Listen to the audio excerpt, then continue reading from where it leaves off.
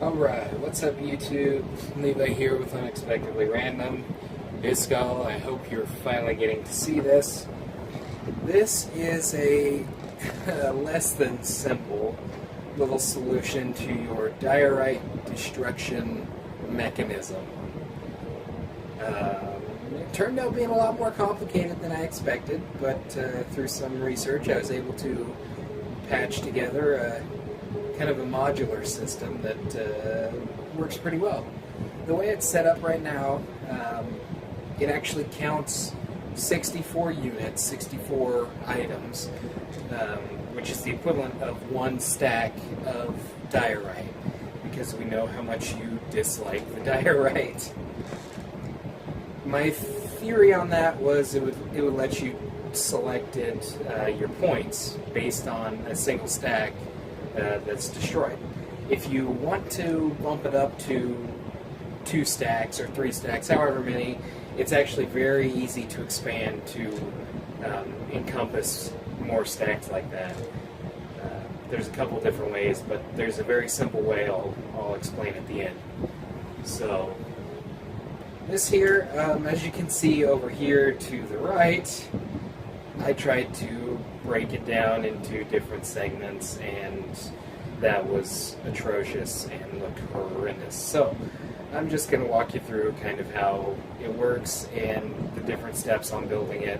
Hopefully you'll be able to figure it out, and if not, you can always shoot a comment down to the comments section, or get a hold of me somehow and I would gladly explain it to you. That's not a problem whatsoever. And just to start off the top, for those of you that are wondering, this white box, I was having a nightmare with mobs. I mean, I've got it on peaceful so the hostile mobs aren't spawning, but these passive mobs, like that horse over there, they were just spawning like no other, and they walked where I needed to put blocks. So I stuffed them all in a box. Yes, I'm not proud of it. Okay, I kind of am. It's hilarious. So that's what that now 0 shape is. So just to clear that out of the way. So for our design here, disregard the bed, it adds nothing to the design. Basically, the problem at hand is we wanted to take diorite and be able to place it somewhere and count it as it's being destroyed. So that would let us keep track of, for example, how many stacks of diorite were destroyed. In this case, I had seen in Iskall you had worked on a system that used items to maintain the count. And we've actually got a counter set up here, and it's 8 units long before it sends out an output signal. I can't talk. And because of a stack being 64 is 8 times 8, we've just taken that output signal over here where it counts 8 on the output signal. And then after it finalizes this whole sequence, it then sends an output signal to our stack of droppers, which puts an item in this hopper. And you had already started working on your point display, but that's kind of why I fleshed this out, and it's a massive stack, because I wanted to have plenty of items in here to count points. What I found with this setup, if you go every 3rd block with a lamp, and you put minecarts in here, something that's a single non-stacking item, of course I don't have minecarts in there now, it will actually, every cart that you put in there, it will light up one lamp. So each item, each tick, per se, of the system will give you one light. So I honestly couldn't figure out how to get it to light up just one light with a normal item. That's going to take more time to figure out. So we'll just take it from the top here. This is our power switch. I set up a main power switch, so if anything goes wrong, you can always shut it off and address problems. So we flip this switch on, and if I move up here, flip on the switch, it moves this block into place, which allows that circuit to be complete. And this observer block sees the update from the switch and sends out a signal here, which is boosted by this repeater into this cycle. Now, as long as that switch is on, we have a perpetual clock here. This setup with the comparators kind of works as a capacitor, because the comparator sends through an equal signal as it receives. So it's a lossless device. It does have a slight delay, but to work with this system, we actually needed to add 2 more 4-tick delays on each leg of the cycle. So as that's cycling through, it does 2 things with the signal. The signal comes out, and it clicks this dropper here. What this dropper is it's the receiver for our diorite once it's been counted. This hopper on top of,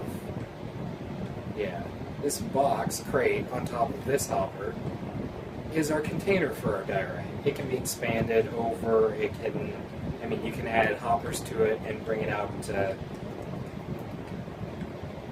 you can bring it out this way if you want to pull this back, There's tons of options you can do to adjust that to your liking. But for now, it's just the box for the diorite. We'll throw some diorite in here. And as the system counts it, there's a hopper down there that puts it into this dropper. It loads up this dropper with the diorite. This signal from the start, it triggers this dropper, which puts it into this hopper. The comparator reads out the signal from the item being in this hopper and sends it down the line. After the item enters that hopper, it passes into another hopper and into this dropper, which is then triggered by our initial redstone signal. And we have our box of fire down here, of course made of diorite, just for you, Iskall, because you love it so much. I was nice, I went ahead and did polished diorite, so it looked a little nicer. But then that dropper automatically destroys all the diorite for you. From here, this signal, each time it counts, sends its signal up to this system, this repeater, with on 1 tick, into this block, which triggers this light. Okay. And the way this is set up, when it triggers that, it cycles through this piston and allows the system to register 1 count.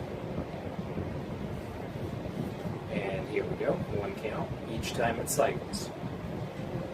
And because of how this is set up, as you'll notice here, these guys right here, these are repeater locks, to my understanding. And basically, they stop a signal from passing through the repeater until this one is shut off. So by cycling them through this way, it allows us to take 8 units in this case before we move on and send our signal on. This repeater here is set to a 3-tick delay, and once this cycles all the way through, it gives the output into that repeater, which then sends it out to this light here. Passes through this comparator, up through this clock. This is just a maintaining clock to hold this piston in place. And this piston, what this piston does in this block, it actually locks this dropper, because you had the problem with it dropping an extra item, so it was throwing off the count. So that locks that dropper. At the same time, this resetting feed, signal, that's the word I was looking for, it triggers almost the same circuit over here. No delay on this one, just the standard 1 tick. The comparator here is just to boost the signal so we can take it farther. It doesn't boost it, it just re-emits it. This is just our maintainer, because it works as a capacitor to maintain it. And then it extends this, which, because of our lamp underneath, it's raining, because of our lamp underneath, allows us to lock this hopper. And what that does is it prevents anything from this dropper being put into that hopper. It also prevents this hopper from getting rid of any items it may have. In all honesty, I don't think this portion is necessary. I think it would work perfectly fine without it. I just haven't had the chance to test it without that hopper lock there. So now you may be wondering, okay, that counts us to 8 before it cycles through. Now how do we get the other 8? Well, basically we just take that system and we turn it sideways over here. So it comes off from that output, the reset signal, and it sends one into this one, just as a regular input, and it counts 1. So each time that this full system resets, and it's out of Diorite, that's why I quit running, but every time this resets, it sends a signal to this block here. It will add 1 to this counter. And then once this one finishes 8, which is 8 cycles of this one, so 8 cycles of 8, 64 total, it will send an output signal on through and trigger this lamp, which of course activates the dropper. And as you can see, I've now had 10 full cycles of diorite processed through the system. I have 10 items in the hopper. Sadly, it's still not working with my lamp here, but for purpose of demonstration, I'll get out a couple of line cards here. There we go. Let's put one in there and see. Take this out. One mine cart and 2 mine carts. There's 2 mine carts in there. It's 2 lamps. The output signal of this line, when used with the comparator, is based on the amount of the container being filled. So if you use a small container, then you have 5 spaces. Of course, a full line of redstone is 15, so each space is equivalent of 3. That's why if I put the lamp on the 3rd one, it triggers 1 lamp per item. And then, of course, it will only put up to 15 items in this hopper. With a little more redstone, we could probably make it more complicated and basically have a resetting cycle where once this filled up 5, 1, 2, 3, 4, 5, I may not count it that way, but once this fills up 5, then once this fills up 5, sorry about that, autosave was still on, didn't know. Once it fills up 5, then we could have a signal pass through, which would cycle back, empty out the hopper, and light up another light somewhere else, so we could continue adding 10s or whatever, that kind of thing. But that was kind of straightforward. It wasn't nearly as complicated as the rest of this. So basically, that's the build. It's all in all, it's pretty simple. I was pleased with it. Let's move up here and see right there we go.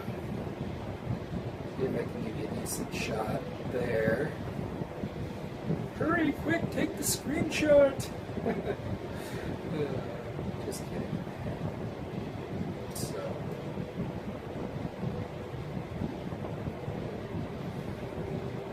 This is kind of the first segment.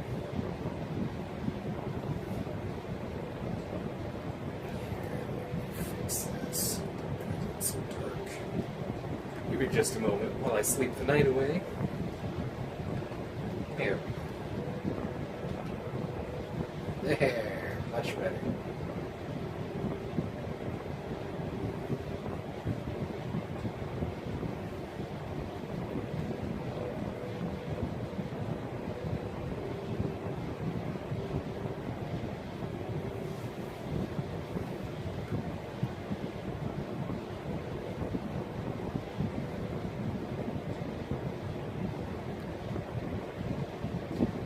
because I didn't mention it earlier, these here are on a 2-tick delay.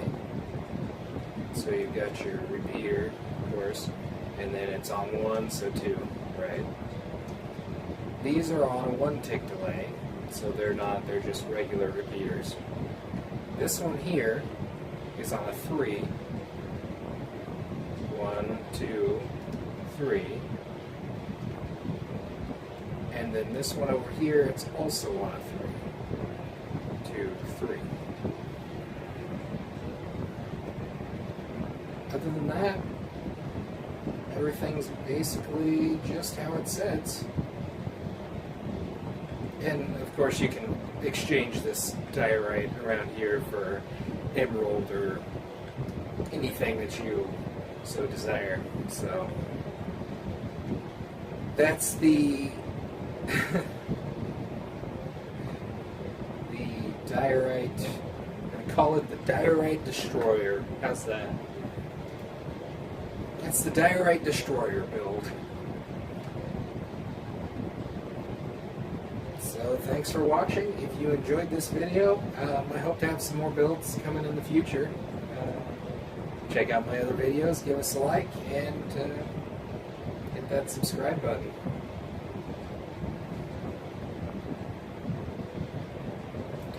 Now, for those of you that stayed past the outro, we're going to go check out my giant mistake of a tutorial box.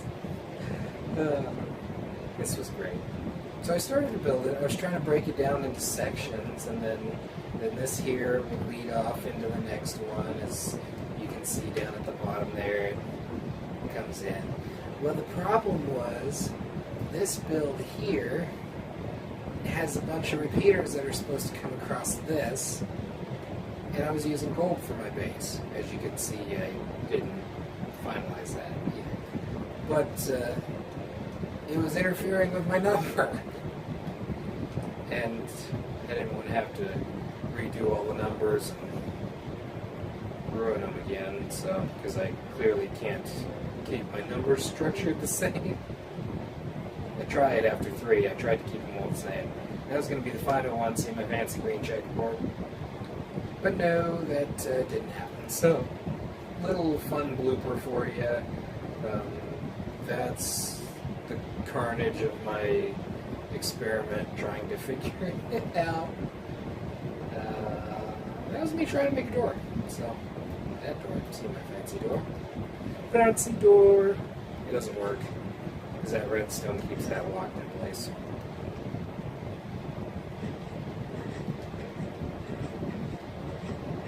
Yeah, that's not too bad. So, mob spawner works pretty well when I'm not peaceful. So.